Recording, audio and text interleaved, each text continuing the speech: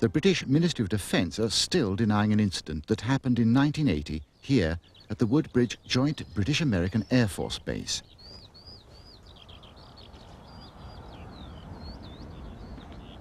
This was one of the busiest military air bases in the United Kingdom.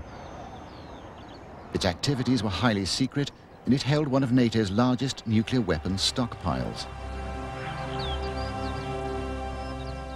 It was in the early hours of December the 28th that two teams of base security officers left the East Gate to investigate strange lights in the forest. One team included the deputy base commander, Lieutenant Colonel Holt, and in the other group was Larry Warren, then aged 19. I'm standing in Rendlesham Forest, where on December 28th to 29th, 1980, just behind me, Colonel Holt and a group of NCOs and officers had their sighting of events, which is recorded on the tape that he made that night, about a quarter mile that way.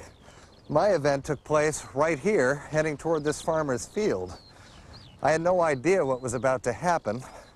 No one else with me really did at that time at all, except that this field in front of me was illuminated with some very bright, strange light. I noticed that this giant oak tree here was illuminated as well. That was my first indication that something wasn't right in the field. As standard procedure, Lieutenant Colonel Holt was tape recording his team's progress through the forest. As they measured radiation levels, they spotted something through the trees. The voices you hear are from the actual tape. The pictures are a reconstruction. Yeah, it's a strange, small red light. Looks to be out maybe a quarter to half mile, maybe further out. Switch off. The light is gone now. It was approximately 120 degrees. You're all set. Is it back again? Yes, sir. Go down the flashlight set. Let's go back to the edge of the clearing so we can get a better look at it. So you can get the star scope on it. The light's still there, and all the barnyard animals have gotten quiet now. We're heading about 110, 120 degrees from the site. I'm through to the clearing now. Still getting a reading on the meter. About 2 clicks. Maybe count 3 or 4 clicks, getting stronger. As Holt and his team were moving towards the light, Larry Warren and the others saw a curious circle of mist in the field in front of them.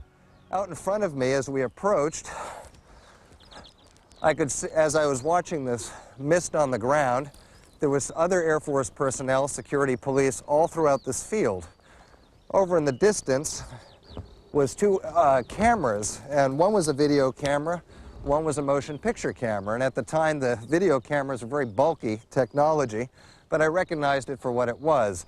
Everything I saw in this field was documented on film that night, both on still photographs and on motion picture. There's no doubt about it.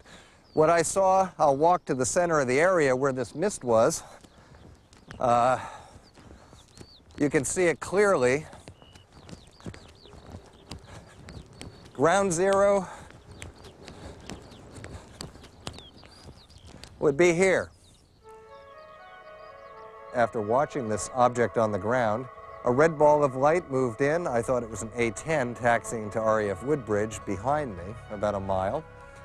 Came in over that far stand of trees, stopped over the circular fog-like object on the ground, dispersed in an explosion of color that was soundless, heatless, and what happened was a transformation somehow of this mist to a structured object. It was about 30 feet at the base, 20 feet in height, and a bank of blue lights at the base of it, and mother of pearl or rainbow effect all over. It was very difficult to look directly at.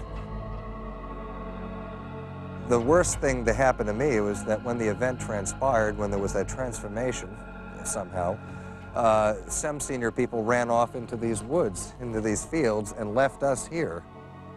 And why I didn't run could have been shock or whatever, but a number of us ran, a number of us just stayed glued. I think it's something over on the ground. I think it's something died on a tree right over. Let's go to the first nightbird we've seen. We're about 150 or 200 yards from the site. Everything else is just deathly calm. There's no doubt about it. There's some type of strange flashing red light ahead. It's yellow. I saw a yellow tinge in it too. Weird. It appears to be maybe moving a little bit this way.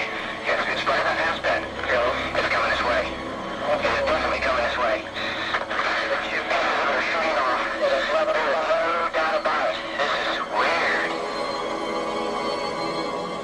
But the military were not the only ones witnessing the events. From his house near the runway, local resident Jerry Harris watched the strange lights around the forest. I stood there for ages. It seemed like ages watching this. And they were dipping down behind the trees. They were going down behind the trees and coming back up again and sort of zigzagging about. And I thought, well, if they were aeroplanes, they would crash into the forest because the runway's over there and they're over there.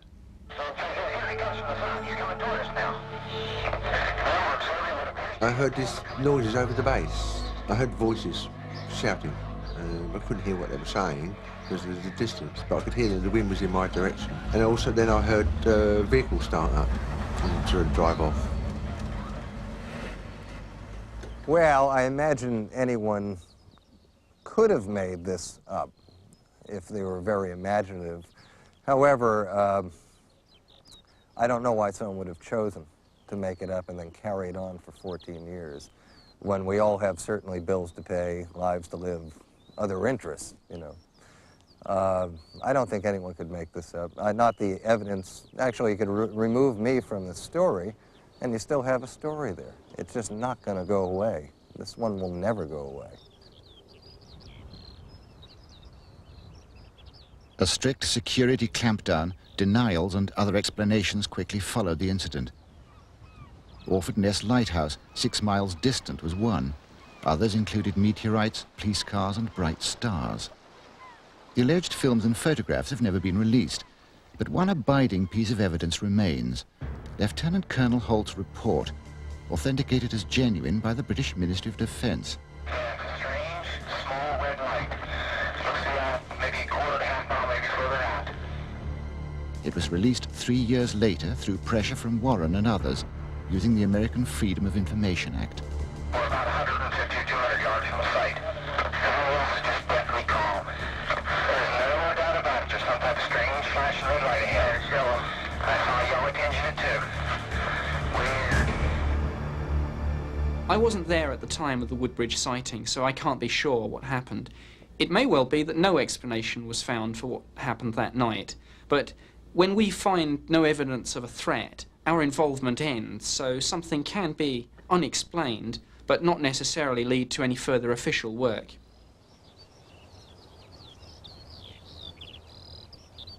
Despite government pronouncements, one man whose views cannot be ignored is Lord Peter Hill Norton, Admiral of the Fleet and Britain's former Chief of Defence Staff in the early 1970s.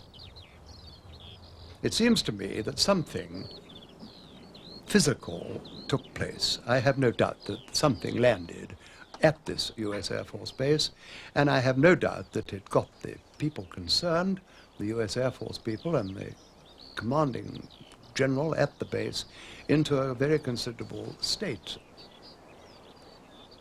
My view is that the Ministry of Defence, who were repeatedly questioned about this, not only by me but by other people, have doggedly stuck to their normal line, which is that nothing which was of defence interest took place on that occasion.